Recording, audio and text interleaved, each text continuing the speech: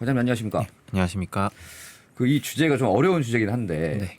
그 최근에 생각보다 두려워했던 것보다 트럼프발 관세 여파가 크다고 느껴지지 않고 있는데 느끼는 게 맞나요?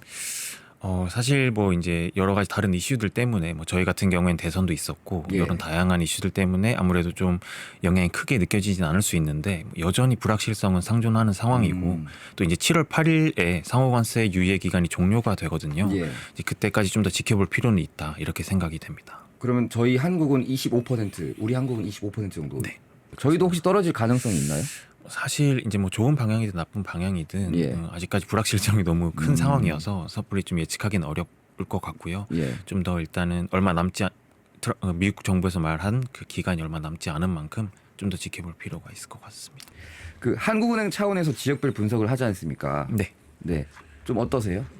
우리 지역은 좀 어떨까요? 사실 이제 저희 보고서에서 좀 분석한 바로는 전북 같은 경우 워낙 지금 수출이 조금 부진한 상황이 지속되고 있거든요. 예. 이런 상황에서 아무래도 트럼프 관세 정책이 좀 본격화된다면 좀 수출에 조금 더 악영향을 주지 않을까 싶고요. 네. 이제 수출이 좀 회복될 수 있는 상황마저도 좀 꺾일 수 있다 이런 우려가 있기는 합니다. 그나마 최소한에 있었던 수출도 꺾일 가능성이 높다.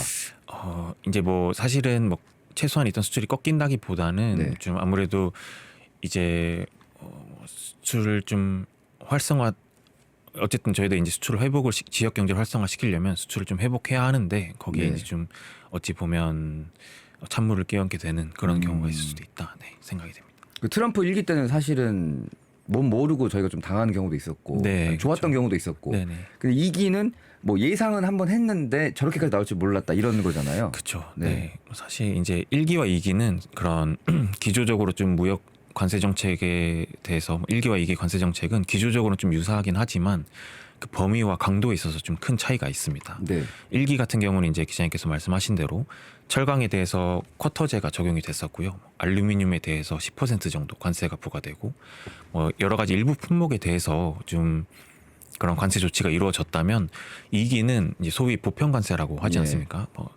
그 관세 부과 대상이 전 품목을 대상으로 이루어지는 만큼 범위가 굉장히 확대됐고요. 또 이제 철강이나 알루미늄은 50% 그리고 자동차나 자동차 부품에는 25%의 고율 관세가 부과되면서 그 강도도 1기에 비해서 굉장히 높아진 모습입니다. 1기 때는 일부였고 2기 때는 전체 관세, 보편 네, 관세를 그렇습니다. 때렸다. 네. 그러면 이제 이렇게 봐서 전북에 어떤 영향을 미칠지는 사실은 좀 가늠이 좀 안 되거든요. 네. 왜냐하면 전북 같은 경우에는 철강도 없고 알루미늄도 없고 자동차도 상용차 정도 있으니까 네. 좀 어떨까요, 영향이?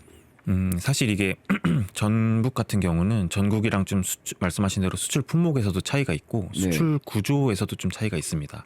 먼저 이제 주요 수출 품목부터 살펴보면 전국 같은 경우는 대미 수출 주요 품목이 이제 자동차가 한 27%, 2024년 기준입니다. 네.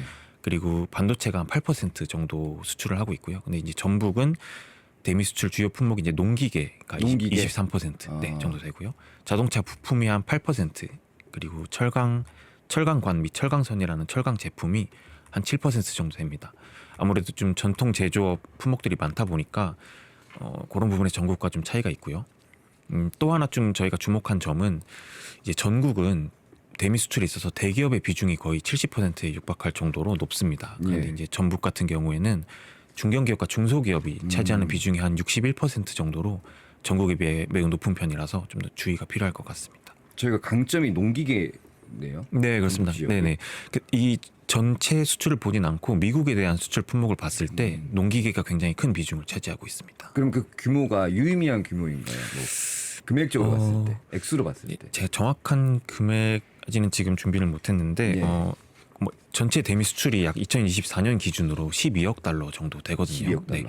그 중에 이제 23%, 한 4분의 1 정도면 한 3억 달러 정도 되는 것 같고, 이제 전북의 2024년 전체 수출이 한 63억 달러 정도 됩니다. 많진 않네요. 네네. 근데 그렇게 보면 그래도 농기계 비중이 상당히 크다고 볼 수 있을 것 같습니다. 그 대기업보다 유독 중견 중소기업의 수출이 많다고 하셨는데 그러면 뭐 이 대외적 리스크가 있을 때 견딜 수 있을까요? 뭐 아무래도 이제 중견기업이나 중소기업 같은 경우는 대기업에 비해 좀 상대적으로 관세 정책에 대한 대응력이 좀 약할 수 있다고 뭐 보고 있습니다. 이제 대기업의 경우에는 통상 관련 전문 인력들도 많고 또 예. 이제 수출처에 대한 협상력도 어느 정도 있을 것이고 또 이제 자금력이 워낙 상당하다 보니까 해외에 직접 공장을 짓는다든지 아니면 뭐 다른 나라에 있는 공장을 통해서 우회 수출을 한다든지 뭐 다양한 방법을 통해서 이제 대처를 할 수 있을 것 같은데 중견기업이나 중소기업은 아무래도 자금력이 상대적으로 좀 부족하고 또 이제 뭐 통상 이슈에 대한 전문성이나 그런 정보에 대한 접근성이 좀 상대적으로 떨어지기 때문에 그런 통상 리스크에 좀 취약할 수 있지 않나 이렇게 생각이 됩니다. 방금 해주신 말씀은 전북뿐만 아니라 전국에 있는 중견 중소기업들은 다 해당되는. 네, 아무래도 그렇게 네, 될 수 있을 것 같습니다. 근데 네네 그렇습니다. 그럼 이제 미국의 비중이 이제 수출 비중이 굉장히 높은 상황에서 한국의 경제 구조 자체가 중국과 미국의 네. 그게 향후에 한미 협상 테이블에서 네. 어떻게 좀 조절이 잘 되면 완화될 여지는 좀 있을까요? 사실 이게 저희도 좀 말씀드리기가 어려운 게 워낙 지금 트럼프 대통령이 말 한마디 한마디에 따라서 통상적인 이런 분위기가 바뀌는 상황이다 보니까 저희도 이게 뭐 어떤 방향으로 좋아질 거다라고 말씀드리기 좀 어려운 상황인 것 같고 네. 그냥 일단 불확실성이 굉장히 큰 상황에서 계속 유의할 필요가 있다 이렇게 말씀드릴 수 있을 것 같습니다. 그러면 지방 정부 차원에서 중견기업 중소기업을 어떤 지원을 해줘야 더 좋을까? 아니면 이제 중기부나? 사실 이제 뭐 실제로 많은 뭐 지원책들 뭐 예를 들어 수출 바우처 사업이나 뭐 무역 보증 지원, 뭐 수출 박람회에 기업들을 뭐 참가시킨다든지 이런 정책들이 많이 이루어지고 있기는 한데요. 저희 입장에서도 이제 이러한 다양한 정책들이 좀 일원화된 체계를 가지고 체계적으로 이제 중소기업들이나 중견기업에 지원될 필요가 있다 이렇게 생각을 합니다. 네. 네. 아직 미국의 고관세 정책이 발표하지 않은 것도 있나요? 뭐 사실 이제 뭐 반도체나 네. 이제 의약품 같은 경우에는 네. 지금 관세가 부과되고 있지는 않습니다. 그런데 이게 관세가 영영 부과되지 않는다 이게 아니고 미국에서 현재 지금 그런 품목들에 대해서 조사를 하고 있고요. 향후에도 이제 이런 품목들에 대해서 관세가 부과될 수 있다 이런 가능성을 항상 열어두어야 될 것 같습니다. 이제 코스피는 올랐는데 내수 경제는 아직 얼어붙은 상황이죠. 네, 아무래도 좀 전북 지역도 그렇고 좀 체감되는 경기가 네. 완전히 회복되었다고 보기는 어려울 것 같습니다. 그리고 지금 중동도 이란 이스라엘 전쟁에 의해서 아직은 세계 경제가 네, 부드러운 상황은 아니지 않습니까? 네네. 그럼 이제 기업에는 또 이런 영향이 또 여파가 미쳐지나요? 그렇죠. 아무래도 이런 네. 불확실성이 크다 보면 예. 기업 입장에서는 이제 투자를 하기에도 좀 고민이 되는 부분이 있을 수 있고요. 네, 뭔가 이제 좀 적극적으로 뭔가를 하기에 이제 불확실성이 높다 보면 어려울 수 있을 것 같습니다. 그러면 트럼프의 정책이 바뀌지 않은 이상 네. 이 불확실성 뭐 이게 좀 해소가 안 되는 건가요? 뭐 아무래도 조금 그런 확실한 답변이나 어떠한 네. 것이 정해지기 전까지는 아무래도 이런 불확실성 계속 안고 가야 될 것 같다라고 생각을 하고요.